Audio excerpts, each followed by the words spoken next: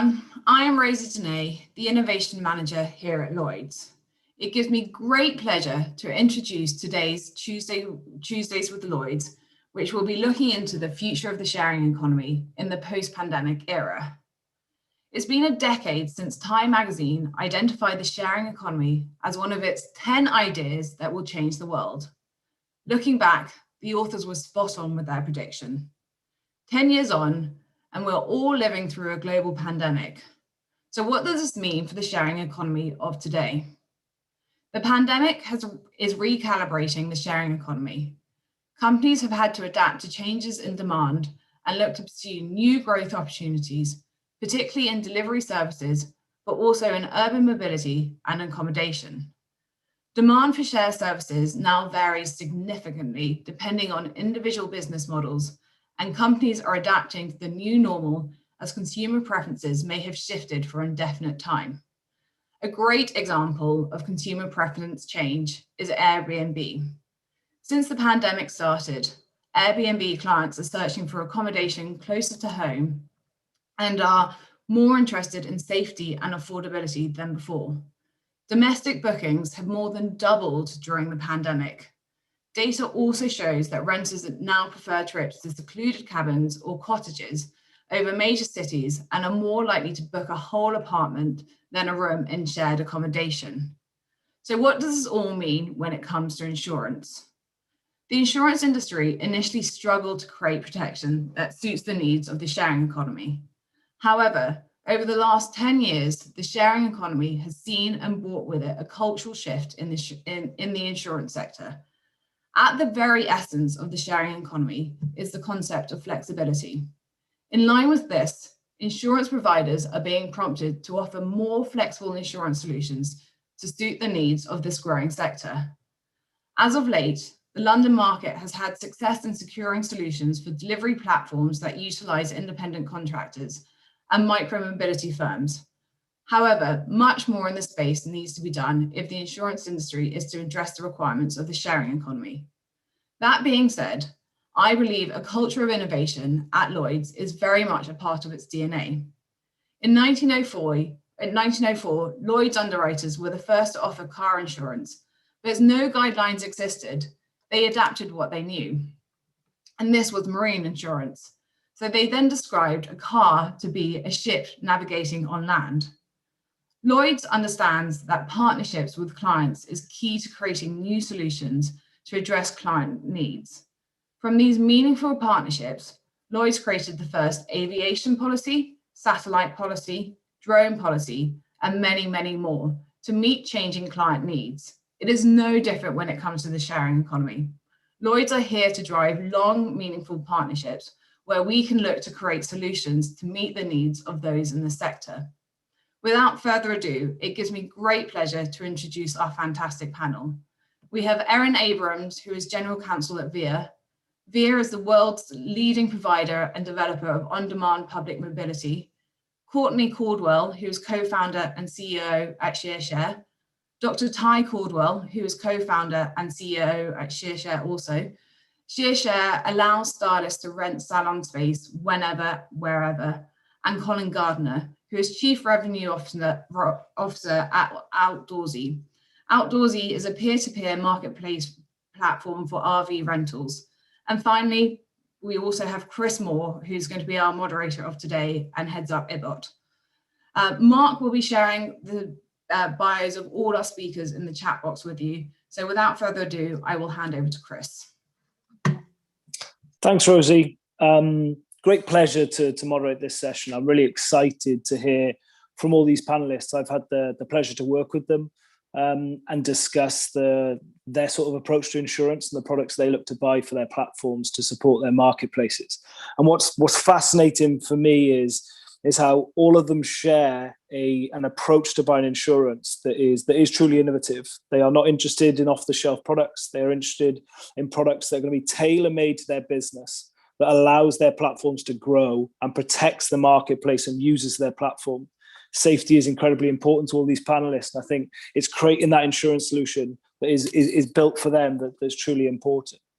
So it's different. When I speak to these guys, It's not a view of insurance like it's that time of year again, I have to renew my insurance policy. This is something they're constantly thinking about. It's that crucial for their business, and they're constantly looking for partners that are willing to understand them, understand their business, and support them in these new products for their dynamic sort of change in business. So I think it's going to be some really fascinating topics covered today. So without further ado, I'm going to go around and ask each of the panelists here to just give a bit more flavor on their platform and the role that they participate in them. So I'm going to kick off to Erin at VIA. Hi, thanks so much, Chris. I'm Erin Abrams. I'm General Counsel at VIA. For those of you who are not familiar, VIA is an on-demand shared ride software platform. So while we do operate some consumer ride-sharing services, increasingly in the last few years, we have moved into on-demand transit software and transit tech, a category where we are the market leader. So we have transit tech services in 200 cities and countries around the world and counting, and we license our software on a SaaS, software as a service basis, as well as providing a full stack sort of turnkey solution for private and public transit operators. A lot of our clients are customers are governments. So contracting with governments through public procurement and RFP processes is part of what we do, as well as providing our software to universities, hospitals, corporate campuses, and anyone who has a need to move people from point A to point B. For me, I'm the head of legal and historically have managed insurance just sort of as a legacy function because I'm one of the earlier employees of the company. But as we've grown and scaled, we've gotten much more involved with our finance team as well. And so now insurance is sort of co-managed between the legal and finance functions in a team that we call risk. And I love that you say that you sort of looked after insurance because you're one of the earlier people in the companies. I see that so often that people within this economy haven't necessarily had insurance experience before and throw themselves into it wholeheartedly. And it's so fascinating to see that diversity of thought approach to our industry. It's quite funny. Like 7 years later, people ask me, like, how did you get into insurance? And I'm like, well, it was an early meeting. There was like probably 5 or 6 of us around the table. And our CEO asked, like, who wants to take on insurance? And I was like the only person who was willing to make eye contact with him at that moment. And that's how I got the responsibility. Yeah, and you've been regretting it ever since, I'm sure. Not at all. It's been fun to learn about. It's been interesting. Yeah. Colin, do you want to talk about Outdoorsy and your role there? Yeah, I'd love to talk about Outdoorsy. So for folks that don't know, Outdoorsy is the Airbnb of RVs. So think you can rent from your neighbors, friends, or strangers, their motorhome, trailer, caravan, as they say across the pond there. And in all that, I think the big part for us is in unlocking that market is providing insurance in the transaction to cover both the renter and owner during it. Outdoorsy operates in Canada, the United States, Australia, New Zealand, moving to Europe as well. We'll hit $1 billion in sales here, I think a little bit ago. So very much scaling and, very much a business that's very hot right now, given everyone's stuck at home in a lot of ways. So my role, Chief Revenue Officer at Outdoorsy, I focus on all things growth and monetization. And so, I think that's kind of a different approach. We don't view insurance as a cost center. We view it as a strategic advantage, and we really use it to our advantage. And to that end, we've not only invested in having insurance during the rental period, but also building out an InsurTech arm. I'm wearing the shirt, under the Outdoorsy umbrella, which really focuses on a full suite offering of RV insurance to RV owners across the spectrum. So we really view that as a strategic advantage for us, and one that really serves our clients 24/7, even outside of the rental period. Thanks, Colin. Yeah, I think it's fascinating the role that you've adopted and like you say, investing into insurance and taking a more active role. I look forward to diving into that a bit deeper. Thank you. Ty, Courtney Caldwell, good to see you guys. Yeah, you too. Is it okay if you introduce Share and talk about your role? I think we first met at a Meet the Market Day in Lloyd's in Texas. So it's great to be chatting again. It's a great story. Absolutely. Thanks for having us, Chris. We've always been so fond of Lloyd's and everything that y'all brought to the table. We're out of McKinney, Texas with the Caldwells, Dr. Ty, myself, and Courtney Caldwell. We're the co-founders of ShareShare. Yeah. And ShareShare, for those who don't know, it's the first machine learning enabled mobile marketplace that connects salon and barbershop owners to individual stylists to fill their empty salon space by the day. So you heard Colin and Outdoorsy say that they're like the Airbnb for RVs. ShareShare, we're affectionately known as Hair B&B. And so that's an easy way to remember ShareShare.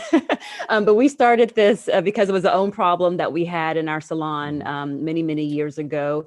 And today ShareShare is now in over 800 cities. We're getting stylists back to work safely and private, sanitized, safe salon spaces to work by the day. And we're helping to keep our brick and mortar small businesses open. We came to Lloyd's because we knew that we wanted an insurance option for our marketplace of salon owners, barbershop owners, and independent contractor stylists.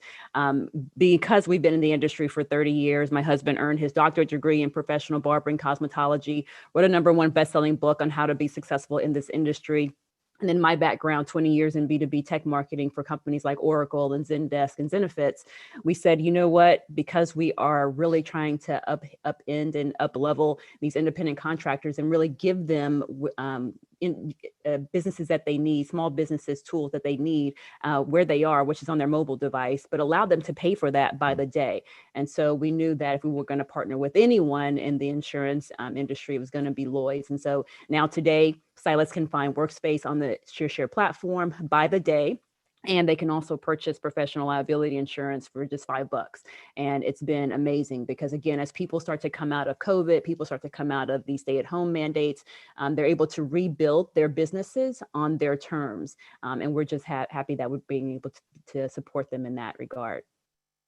That's excellent, guys. I think it's been, like I said, we've spoken a few years ago. And what was brilliant is you guys had thought about the insurance need right at the outset. And I thought when you talked to me about how safety was important, how protection was important, it's so often for a lot of companies an afterthought. And it's almost, we're ready to launch, who's done insurance? And then you're sort of backtracking and we're working to 3-day deadlines. But you guys had it from the start. It was such a key pillar to your business. And I think that's really impressive. Yeah, thank you. And we're grateful to you guys, honestly, Chris, because no other insurance company would take the risk, at the time. They didn't really understand the beauty industry. They didn't understand that we're the second largest industry for freelancers and independent contractors. And so you guys jumped in that big ocean with us. And so we appreciate that. Thank you. I definitely do not understand the beauty industry as it's probably viewable for everyone on this call. No, not at all. I'm trying. Erin, I'll jump to you and just a bit more of a deeper dive into the insurance side and what role insurance plays for VIA and how that might be differ from more of a traditional company, someone that has large auto exposures. How is insurance different for you and how do you view it? Yeah, sure. Thanks, Chris. And I would say, one of the things that we have appreciated about working with you all at Apollo is that willingness that Dr. Ty and Courtney were kind of alluding to, of like being willing to dig into a novel business model and explore its intricacies and look at how it's different from legacy operators. That's kind of like a feature that we really need in order to be able to ensure our business successfully, and that you've been kind of willing to engage with us as a thought partner on that journey. So we really appreciate that.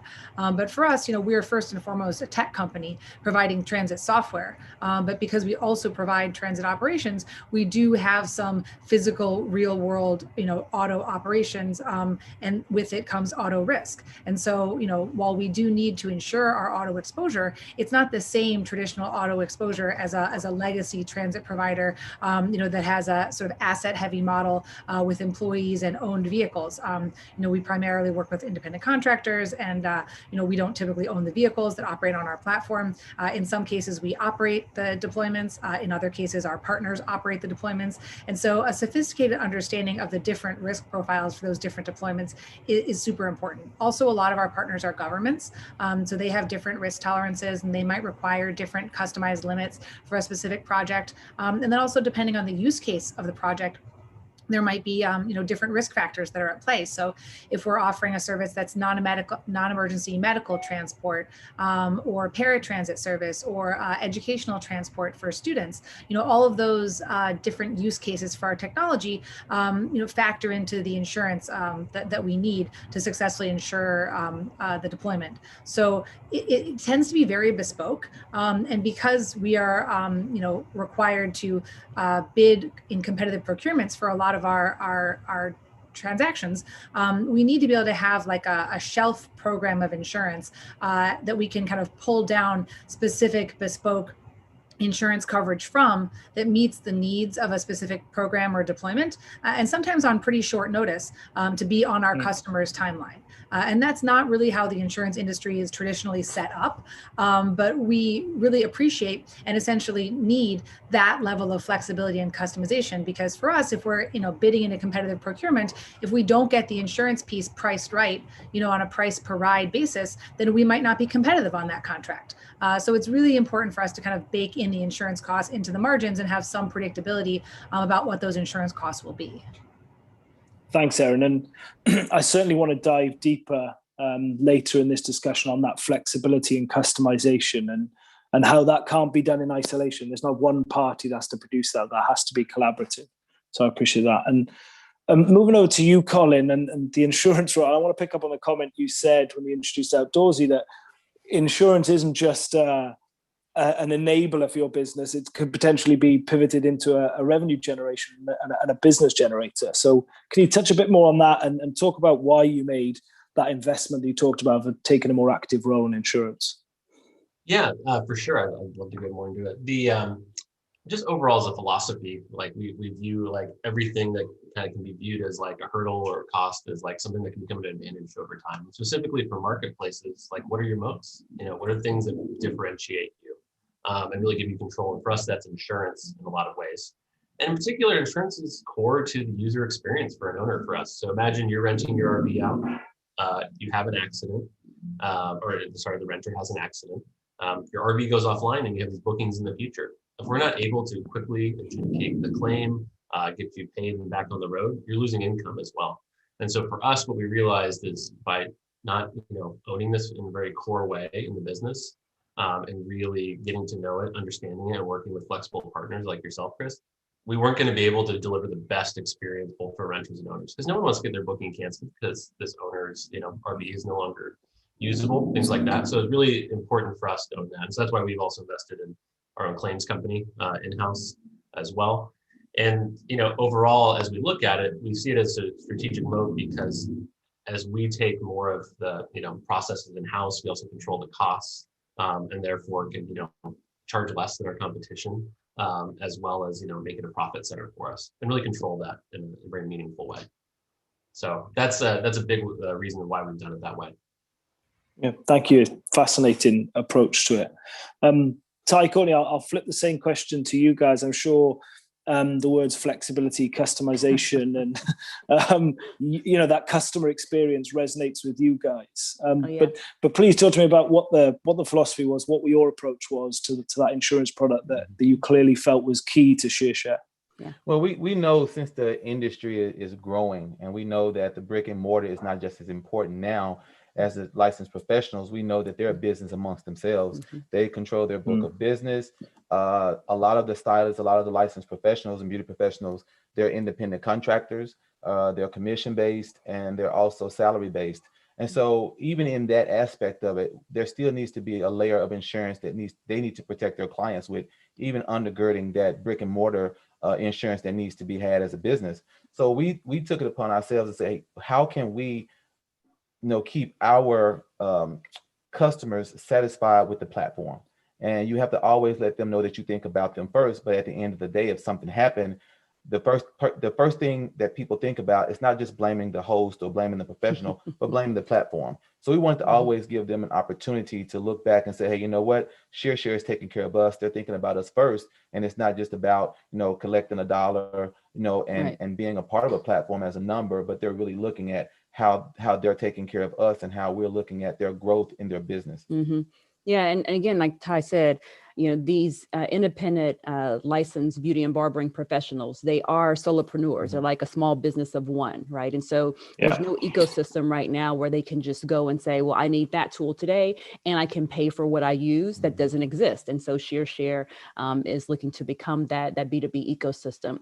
No matter what small business you are, though, I think there are three constants. You're always looking to increase your revenue, decrease your costs, and mitigate your risk. And so people use and leverage the ShearShare platform to build their small businesses atop our small businesses, because they know that when they come to ShearShare, they're able to get those resources very easily, be able to access what they need, but also be able to maximize their earnings potential. And so, again, insurance is just a big part of that, because as a brick and mortar, if you're a ShearShare host, a salon and barbershop or spa owner on the platform, you already have that insurance, because it's mandated by your city, by your state.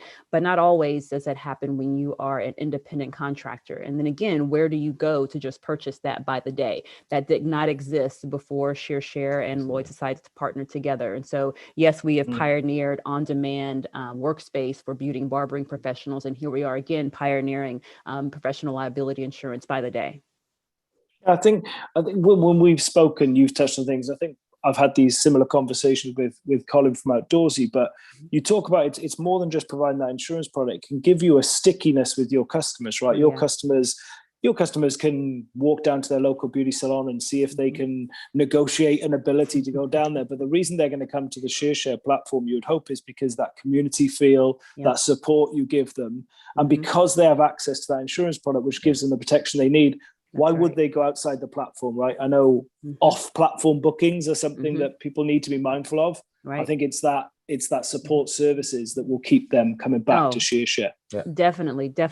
Even beyond that, when we ask people, why is it that you'd rather, leverage ShearShare versus doing it on your own and cold calling or asking a peer for recommendation to work out of a particular salon or barbershop? They say, well, because you guys are doing something different in the industry. Like every other industry has been, almost eaten alive by software, right? And so barbering and beauty seems to be one of the last tranches.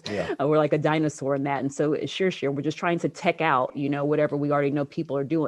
And because, we are from the industry, people constantly tell us, I'm so glad you guys are not two random engineers who thought you were coming up with the best thing, for our industry. Like when I look at you guys, I see myself. And so I know that you're always going to have my best interest at heart. I know that you understand my day-to-day challenges, my very unique day-to-day challenges. And so when you guys put forth an option or a new product or a new service and support area, I know that I can trust it. And we have to really think about the bigger grand scheme of things.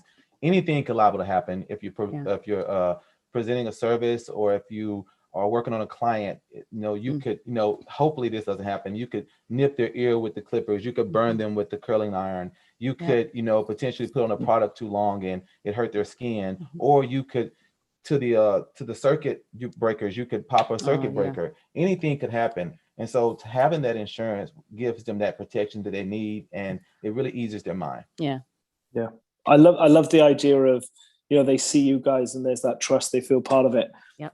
When I first started looking at entering the sharing economy, I used to be fully suited and booted in my Lloyd's outfit, tie, black shoes.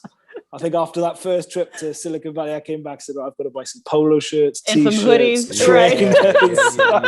I'm wearing a shirt today, but I promise you, looks great. My normal getup. Erin, I wanted to come to you. I know that for you guys, data is such an important part of your business, and from working with you, it's fascinating how data can feed that insurance and feed those decisions that you make, whether it's what city you launch in, how you schedule your routes, all those sort of things. But can you give a deeper dive for what data means to the business and how that relates to insurance? Yeah, absolutely. So, we are first and foremost a software and technology company. And so, our real asset is the data that we have about our routes that are dynamically updating and configurable, our patented technology around virtual bus stops, where to pick up and drop off, different people within our service zones. And then, very granular data that we have on, whether rides are happening in phase 1, phase 2, phase 3, which translates into insurance purposes. How many passengers are in the vehicle, where they're being picked up and dropped off, and a variety of different pieces of data that feed into our proprietary software and make the routes more efficient. And then also data that we provide to our partners, who are municipalities and private and public transit operators, about how people are using our services. And a lot of that, goes to efficiency and sustainability, making sure that our partners are using their fleets in an efficient way and filling vehicles to the greatest extent possible, and not just driving around empty or underutilized vehicles, but filling the most number of seats in vehicles, to reduce greenhouse gas emissions and increase efficiency, and also to make sure that they're serving, in the cases of municipalities, that they're serving lower income communities or people who are in transit deserts who might lack access to other modes of transportation. And our data can show them, how much they're reaching those vulnerable populations. So that data is super important to us. And then also I should mention our safety data. Data around, the vehicles and how they are driving, and how they're, how often they get into accidents, and, data that we're starting to receive from telematics companies that further track the safety of the drivers in the vehicles. So all of this data is very, important and valuable for us. I think when we share that data with our insurance partners, we really, first and foremost, we want to make sure that we're getting credit for that data, especially because, we think that our data shows that we are a lot more safe as an operator than maybe some of the legacy transit operators that have operated in this space. And so we think that, regardless of what industry trends show, and, maybe other legacy operators have a worse safety record or a worse track record, we think we should kind of be judged on the merits of our own data and our own strong safety record. And the fact that we have more data to share with insurers should enable them to make more granular, calculations about our risk, which should benefit us as well. And Chris, this is one area that we've worked really closely in, which we sincerely appreciate, is like, I view it as a two-way street. Like, we can share a lot of granular data, and then you can use that granular data to get a much more precise view of exactly which buckets of risk to focus on, and which, issues are maybe lower risk, and then not have like a blanket insurance policy that's kind of across the board, all things to all people, but really kind of focus on the areas of risk and tailor the rates accordingly. So that's a very important, issue around our data. I think the other thing I would mention on data is we have a great concern and, are very focused on how people use the data that we share with them. So if we share data with, brokers or insurance companies or telematics operators, on one hand, we think telematics are a great solution and can meaningfully improve the way that we deliver, safe rides to people, and can give us early warning signs about, hard braking and acceleration and things that we want to look at, to make sure that drivers are driving safely. On the other hand, if we're going to turn over a lot of granular ride-specific data to a telematics company, we want to understand what they're doing with our data to make sure they're not selling our data on the back end or packaging it into industry insights that can easily be sort of reverse engineered and disaggregated. So we, our data is really important to, our product, and we want to make sure that when we share it, that benefits us and our customers, and that it's being used in an appropriate way that takes into account, privacy and all of the different privacy regimes that we're subject to. Yeah, I love a lot of things you just said there, and I think from an actuarial engagement, it may not come as a surprise to you guys on here, but maybe to some of the audience, that within our ibott team we have more data and actuarial resource than we do underwriting resource, purely because that data is so rich. And it's not a case of, like you say, just consuming data, not knowing what you're going to do with that data, and just storing it for data's sake. For us, it's about collaboration. We don't want to be, it costs money to store data, it costs time and effort to take data. We only want data that's going to be, of value. And so what we tend to do, and we've done that's very successful with the VIA team and others, is have our actuaries speak to actuarial people, data scientists and engineers in your company, and actually, collaborate, right? Truly partner and say, right, okay, what do you think the rating factors? These are the data points that we're pulling. And let's make decisions. What I love about it is when we can give you that transparency about what we think is moving the needle from an insurance cost, the dynamism that a company like VIA has to actually change that during the policy period. So you can say, if you're seeing a trend that, hey, this is performing a bit worse than we think, you can spend your effort and change that during the policy period. It's not a case we have to make changes every 12-month iterations. I think that's one of the most fascinating things, is actually using that data to make empowered decisions. And completely agree with you, has to be both ways, has to be an interaction. It cannot be, I think one of my clients once referred to insurance as a data vampire, which I can kind of defend and say it's not true, but in other cases it could be true. And I do take your point. It has to be that two-way street, and the data has to be added value. Otherwise, it is a massive IP for you, and why would you share it? So thanks for those insights. Colin, I know data's huge for you guys, and during the pandemic, you were constantly sharing the trends that you were seeing amongst your user base. I mean, you have more information about your hosts and their behaviors than any other insurance company who's looking to sell to them. And that's why you're uniquely positioned, I suppose, with the approach you're taking. But can you dive a bit into data for the outdoorsy business? Yeah, for sure. So we try to collect as much data as humanly possible. And that's always been an infrastructure that we've invested in heavily. And I provide insurance during the rental period, but also provide insurance for them outside the rental period. So they're personal policies, think of it that way, as well as commercial policies. And so one of the great parts about collecting all this data is that we're able to quote very quickly. We already know all of their information about their vehicles, things like that. And so using that, we're able to, create with Chris and other folks is innovative ways of rating that, using that data specifically around rental usage. We know how many days they're renting it, when it's had maintenance and things like that. So we're just using very unique data points that other people don't have to do very interesting things for underwriting actuarial perspective. But overall for us, collecting data is just the core part of it, because I think Aaron hit on this. It's all about optimization, right? Both for the user experience, but also for your business, right? And running it the best way you possibly can for everyone. When we get the data, we're trying to figure out that our users, what they want, right? And what we can deliver to them on a daily basis to make sure they are sticky. Like as a platform, we care a lot about retaining our users, right? And so we want to use that data to deliver the best in class products so they don't go anywhere else. And we want to be one-stop shop. And so I think that's the piece I've always appreciated working with Lloyd's on this, is that the more data we give, we also get more customization back, right? And I think that flexibility is really important. Just generally, I don't know if people know RVs that well, but there's motorized, there's towable, there's some that are like 50 feet long, there's some that are like 10 feet long. And they behave differently, right? And they are it's not one size fits all. And as I think we've got on the journey together to build the best rental product out there for RVs, it's a learning experience for both sides as we get deeper and deeper. We're the experts on RVs, but we're not necessarily the experts on creating insurance for those RVs. And I think as we get deeper into that and understand those rating factors together, what really pushes and moves the needle, it's really important and collaborative.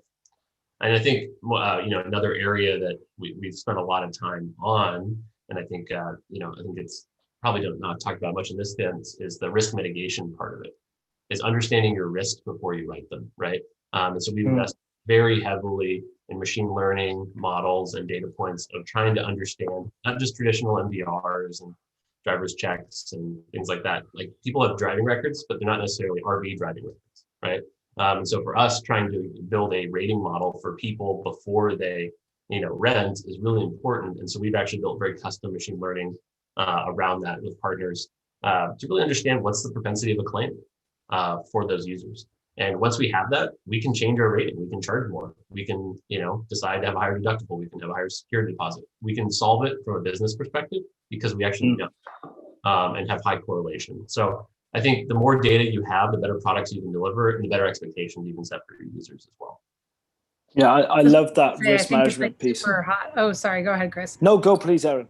No, I was just going to jump in and say, I feel like RVs are like the super hot trend of this summer, especially in the COVID pandemic. I live in Manhattan, and I've talked to so many families that are like, oh, what are you doing this summer? And we're renting an RV and driving it to the national parks. And they don't own an RV and park it in Lower Manhattan. Like they're obviously renting it. And they probably have never driven an RV before. They probably don't drive a regular car that often either. So it's like this whole new hot thing. And I imagine that, Colin, you're just really in the thick of that trend. Yeah, I think from April to October, we grew like 4,600%, just nuts. I think everyone in travel was pretty worried in about March about what things were going to do, us included. And we then just had a hockey stick. It just went insane. And realistically, we just think it's pulling a trend forward, specifically in America. Road travel and just local travel has been just growing. And so we really just think it advanced kind of this move back to the outdoors, and really getting to open spaces, and realigning people to that. And so that's just been really exciting to see just generally. I think it's very good for mental health for everyone, to be outdoors, not just like flying in a hotel. Nothing wrong with that, but I would highly suggest an RV. Yeah, thanks, Colin. Really interesting.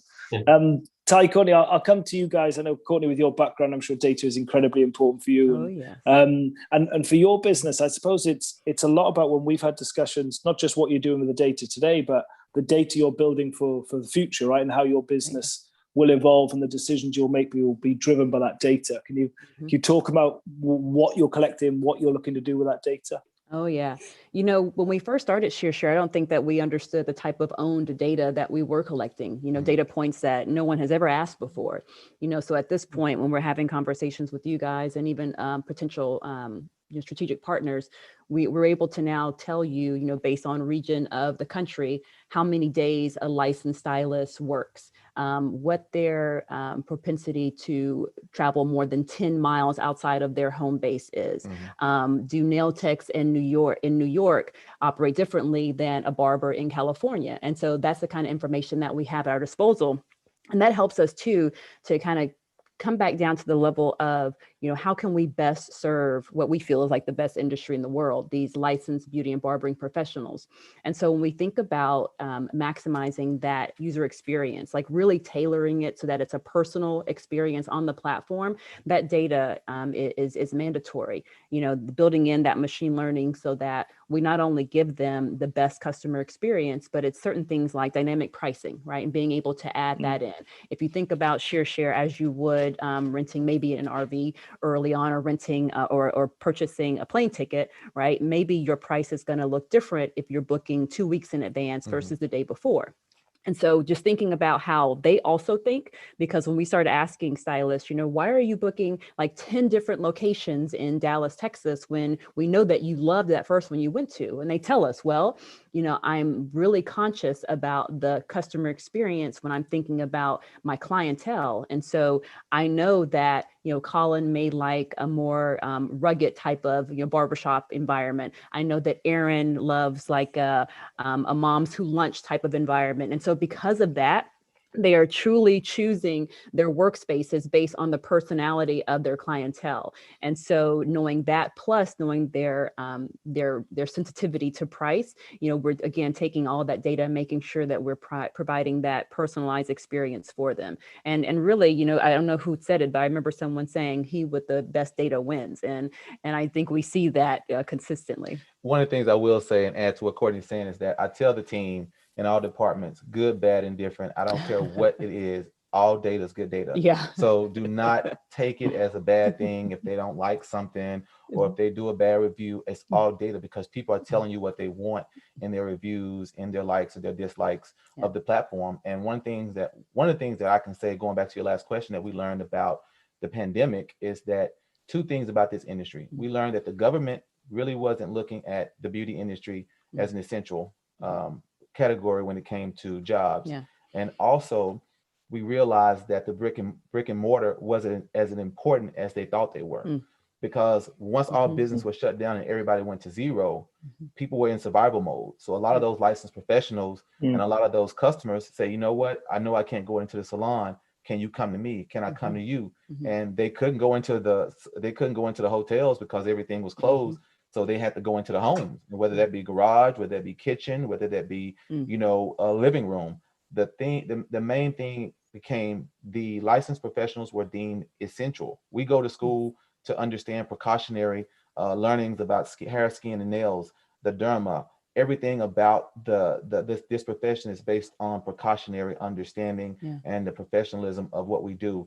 I'm sure that Aaron understands that coming to New York, one of the biggest metropolitans in the States, and realizing that beauty runs pretty much everything, whether it be products, whether it be tools, whether it be going into Walmart, picking up whatever you need, or from the corner store. Products, the beauty is running the world right now. We're a multi-trillion-dollar industry, and so we understand what we're building. So the data points that you were talking about with Courtney is essential, and it's a mainstay for how we're building our technology right now. Bernie, I think really intuited that after a year of COVID and having my stylist come to my house and having my 8-year-old son help me wash my color out of my hair in my bathtub, that I would like nothing more than Moms Who Lunch Spa Day. Like my dream. Got you covered, Aaron. Got you covered. At least you had a stylist. I can honestly vouch that my wife is not a beauty professional. My hair has only just recovered. But there we are. Looks great, Chris. Thanks. Erin, I'm going to come to you because I know we talked at the start of this call that you didn't necessarily come from a rich insurance background. But talk me about your experience of the insurance industry thus far. And there's going to be a lot of brokers and a lot of underwriters on this, and also some potentially some risk managers that are about to start looking at insurance or trying to get a better interaction with the insurance market.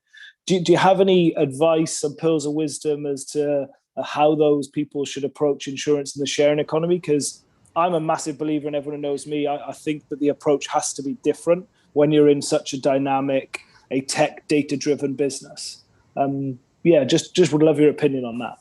Yeah, absolutely. That was generous. Didn't necessarily come from a rich insurance background. So thank you.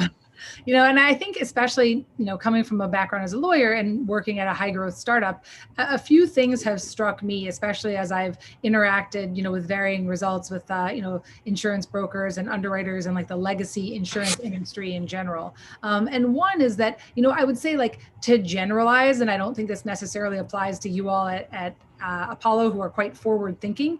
But in many other experiences that I've had, I'm struck by how much insurers look at the past as a predictor of the future, and are so focused on a company's loss history, an industry's loss history, and in particular looking at like distant past, at least from a startup's perspective of 3 to 5 years in the past, and thinking that will be the best data with which to predict the future.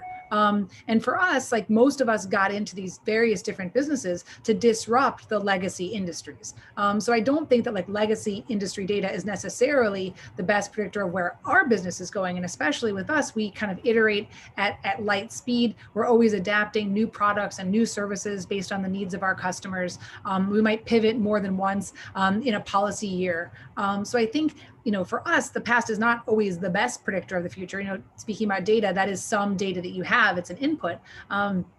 But in terms of advice, to brokers and underwriters, I would say, my advice is to engage with us in the thought exercise of where will our business be a year from now? Where will our business be 3 years from now? Will we be using more electric vehicles? Yes. Will we be using more autonomous vehicles? Yes.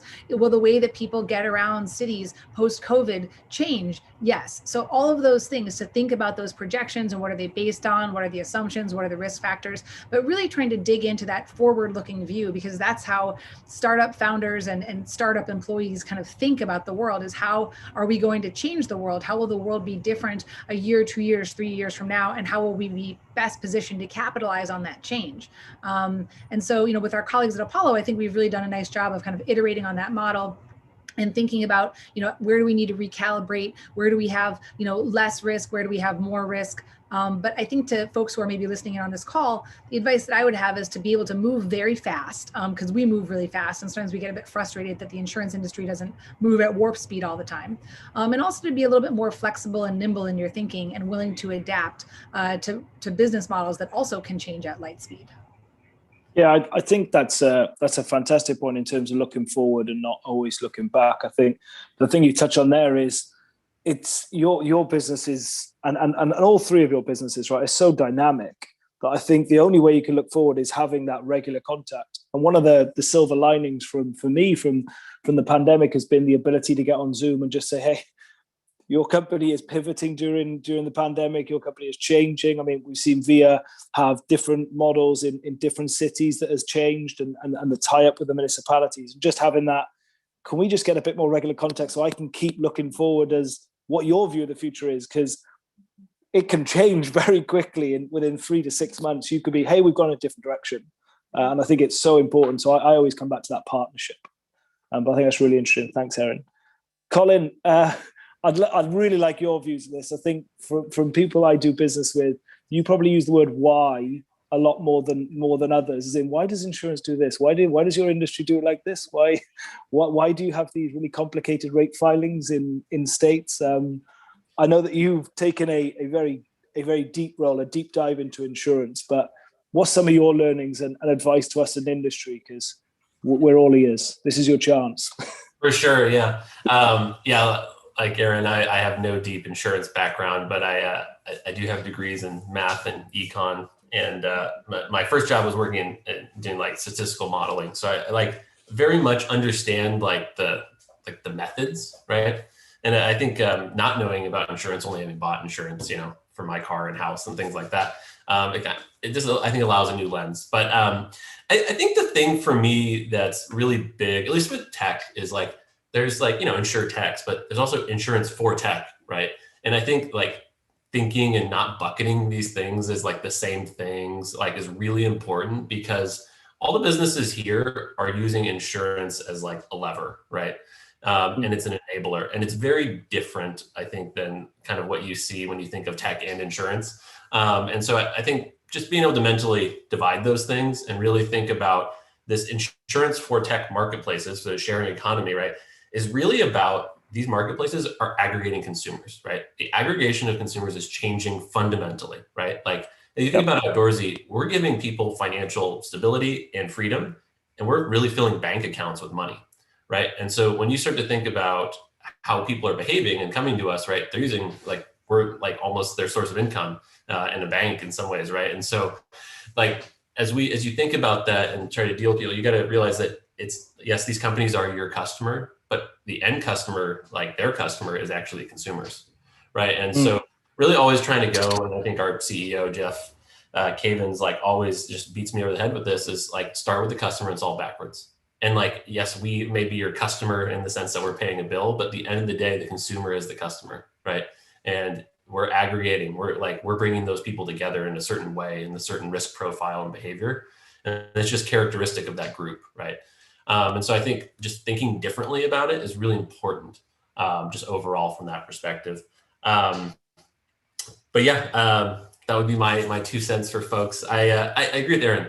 It's like with any modeling of anything, there's no observation of something crazy in the past, then no prediction of it in the future, right? And so I think it's really about being creative with the people you're working with and understanding different ways of like handling the risk, whether it's not just strictly on the premium or if it's like however you like get collateral or however it is, right? It's like just think outside the box, because in a lot of ways you're investing in a startup with your money as an insurance professional, right? You're just doing it in a different way. It may not be for equity or things like that, but it's for premium over time. And so I think that's what I think Chris does well is, he sees opportunity, invests in it, and they grow together. And I think that's ultimately, really important for all of this.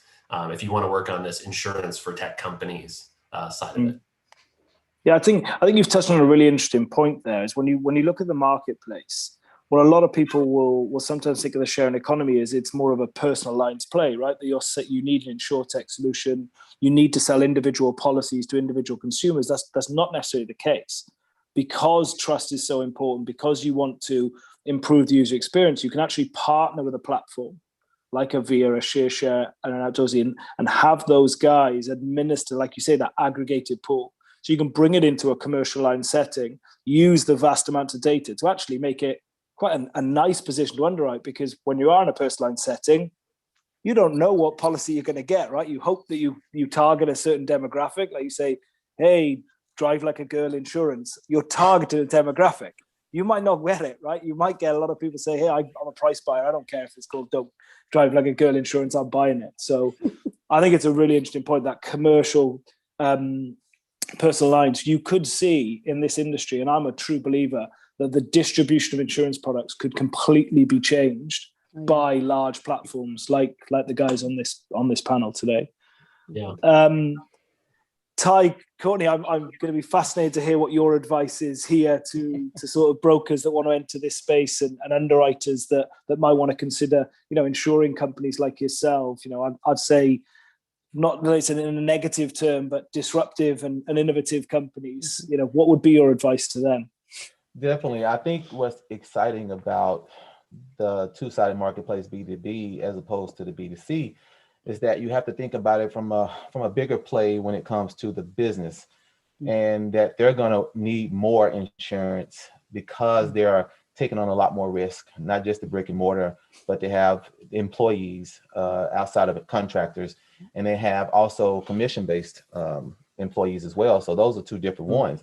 So if they can think on the bigger scale, okay, they can offer more insurance coverage. That's going to be a big play for them. But then they go to the licensed professional, which they're not really educated as much yet. They're thinking money, marketing, and probably insurance somewhere down the line. They're not understanding the protection that they need to have undergirded for not just themselves, not just their tools, not just their products, not just their brand and business as a whole, but also their clients. So I think that if you're thinking about, doing business with the two-sided marketplace, look at it from one side as a bigger scale and a grand, and then look at the other side as just a multitude of smaller businesses, which will give them more of a leg up, because it takes a lot of marketing, it takes a lot of education. And we're seeing that with a lot of the data that we're understanding from a lot of our licensed professionals, that they're not thinking about that. But once you bring it to their attention, and the pandemic itself brought a lot of attention to what we're doing, but it also gives them the opportunity, if they want to start a business in this social media, start tech world that we're starting to get enlightened with and starting to grow. They're starting to be their own business, and they don't want to have to manage a team of anyone, just a team of one, but we have to educate them on and understand why they need insurance, even if they don't use it. Because I think a lot of people have this quasi thought process, why do I need insurance? Nothing may not happen. I may not need it, but you never think about insurance until you need it, whether it be a car wreck. And I never forget growing up, my dad would always say, if you had a rinky-dink car, at least get, coverage for someone who you may hit. Even if they hit you, you don't want it anymore, but also just have insurance so that there's protection and that you're going to be taken care of, or you're going to take care of the other person. So just educating them on the necessary need of it, as opposed to saying, what, I don't think so, it's just a waste. That's going to be the big win for an insurance company. I think that's a good point about the education piece. Like, you guys don't have to know everything about beauty and barbering, right? You guys don't have to know everything about micro transportation or RVs. Leave that to us. Where you come in is, because we're already tracking the macro trends, like the macro trends in our industry. And again, because we've been doing this for 30 years, and beauty has fed our family for 3 decades now. Like, we've been through Ebola, we've been through Y2K, we've been through the 07-08 recession, and now COVID, unfortunately. And so, being in this evergreen industry, we've seen the ups and downs and the crossroads. And so we understand how this industry in particular will bounce back. It's just like a boomerang. And so, we rely on you guys to help us educate our user base. Just like, Chris, we had that webinar. I'm so grateful that you guys came on and said, yeah, you know what? We understand that insurance may not be a sexy topic in the beauty industry, but we'll be there for you guys to do a 30-minute webinar to help educate people on the brass tacks of why it is important and why it is something you should consider.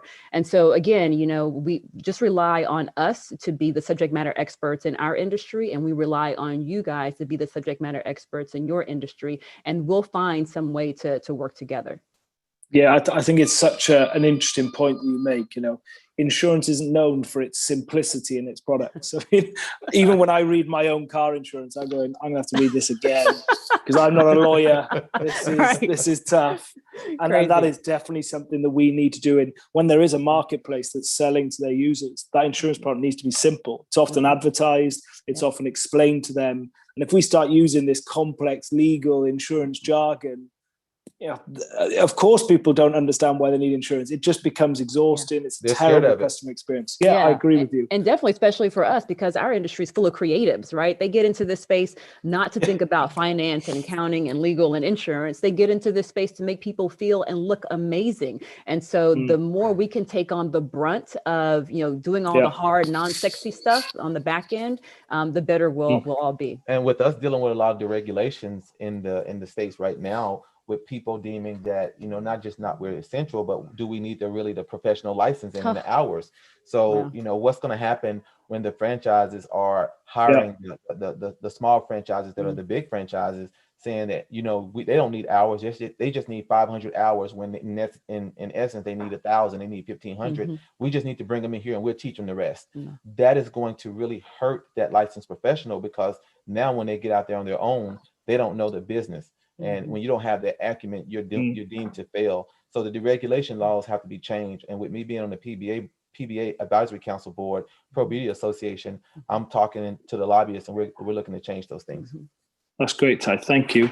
And we haven't had too many questions on the chat. I think it's because people have probably been glued to listening to what you guys are talking about, because it's been fascinating. But and obviously we might be running out of time, but I definitely want to just ask you all a final question. And it's a big question, so apologies in advance. But what do you see as the future of your business and the wider sharing economy? I think it's a lot of people talked about COVID, could be the death of the sharing economy, which a lot of people said, because when you're sharing things in a pandemic, it kind of makes it difficult. For me, I think you guys will come out the other side and just be seeing, like Colin said and all of you have said, just will grow to a new level. But I'd love your view on the future. I'm fascinated to hear what you've got to say. So Erin, do you want to kick that off? Yeah, so I think one of the things that we have realized is, if we are willing to be flexible and adaptable, and we have a product that we can build upon to customize for the needs of our partners, that we actually can adapt quite well to the COVID and soon the post-COVID economy. So for us, that meant, thinking about at the height of the pandemic, how to get essential workers in the supply chain to work to keep the supply chain running, and to help doctors and nurses get to hospitals, and then to, branch out more into logistics and think about, how to get groceries to vulnerable people, and how to get lunches to school children who formerly depended on school lunch, but were not able to physically come into their schools, and thus became food insecure and needed a distribution network for those meals, or kids who had special needs who needed to be among the first to return to schools when they reopened, but their bus routes were no longer running.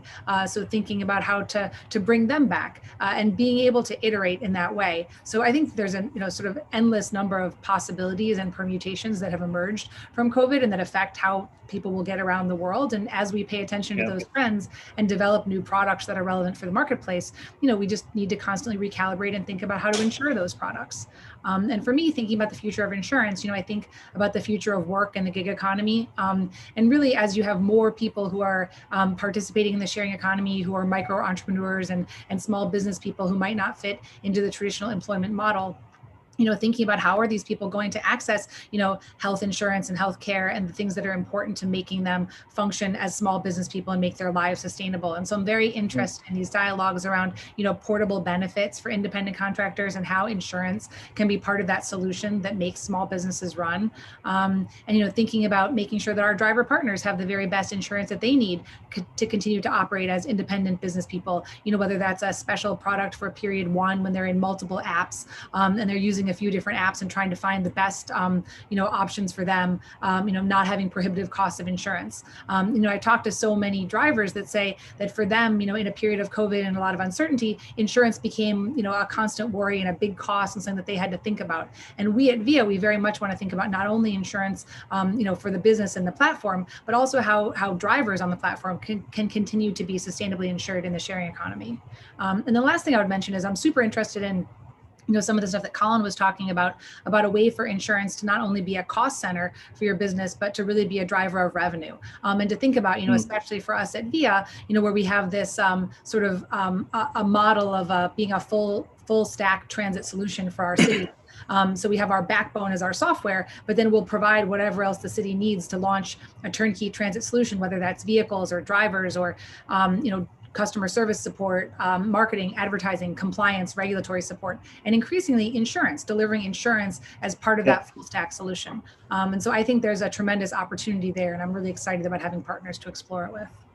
Yeah, could not agree more. It's something Colin and I have spoken a lot about. Again, fits into that partnership model. If people have aspirations to take a more active role in insurance, even become an insurance broker licensing themselves, or take the big step and have their own insurance company. I think there's partnership partnership opportunities for all of us there. Colin, we're running slightly late on time, so quick view on the future. Yeah, I'll make it quick so then we can have some time for the share folks. Yeah, I think, look, the future, outdoorsy, Airbnb of the outdoors, the OS for the outdoors, right? Like that's the natural extent. RV's got to stay somewhere every night, and there's so much to do outdoors. So the journey has just begun on that side of it. On the insurance side of it, you know, like Chris just touched on, like we are going, you know, very much into this business, Romley, which is becoming, you know, it started with rental insurance. Now it's gone to policy sales. And now it's gone to building our own policies and getting the licensing to do all of that. You know, at the end of the day, like we all still work together, but the company as a whole is changing its DNA to have insurance within it. We're hiring industry veterans, Metro Mile, Hartford, Esurance, all over the place to bring that in-house and have that expertise. But we still need these great partnerships to be able to do it at scale and to have like a, you know, good optionality for our money in terms of, you know, how we go about doing this. So that's the big picture. So I'll share a little bit of my time for the share. Thanks, Colin. Thanks, Colin. Hey, one Ty, thing Courtney have the final say. Yes, one thing we know before Courtney speaks is we know that change is inevitable. Yeah. And so we know that, you know, the licensed professionals and the hosts, they have to adapt. We know that there has to be flexibility, and like Aaron said, portability. Just for the efforts that we put into educating our hosts, educating our licensed professionals, knowing that as now with the scheduling apps and with the calendar apps, these small businesses are going to grow massively in the next 5 to 10 years. And so brick and mortar is going to always be there because they're needed, but the small businesses are going to grow as a team of 1, 2, 3. But we know those independent contractors are growing every single day. So we have to really understand why we're putting together such a big plan, not just for those licensed professionals, but for those brick and mortars as well, so that they can lead the charge and show how important it is, because they're not teaching this in schools and they're not teaching this at the franchises. So it's really going to be effort led by Share and all those other licensed professionals who are influencers to say how important it is to have insurance. So we know that the future is really big and it's really bright. The pandemic showed us that. The epidemic we had in Texas with the weather has shown us that. So we're just moving forward and making that charge now. Yeah, I think everyone on this call would say that, you know, not many of us go to a salon, a massage therapist, nail tech, barber, because of the marquee name on the outside of the building. We go because I'm asking for Ty, I'm asking for Courtney to do my hair. And so understanding that loyalty lies within the service provider and the end client, that's where the magic happens. And so our goal is to make sure that whatever B2B tool you need to be successful, whether that is portable benefits, whether that is professional liability insurance by the day, whether that is space to work, because that literally sits at the beginning of the stylist life cycle, whether that is retail sale through, finance, accounting, quarterly taxes, et cetera, the list goes on. We want to, again, be able to provide that for you on your mobile device and allow you to pay for what you use. We are helping other small businesses, again, build atop of our small business. And so for us, that is the future of beauty. It's owned by the independent stylists. Awesome. Guys, a personal thank you for me, and I'll pass out to Rosie, but fascinating conversation. Really appreciate it. Appreciate it.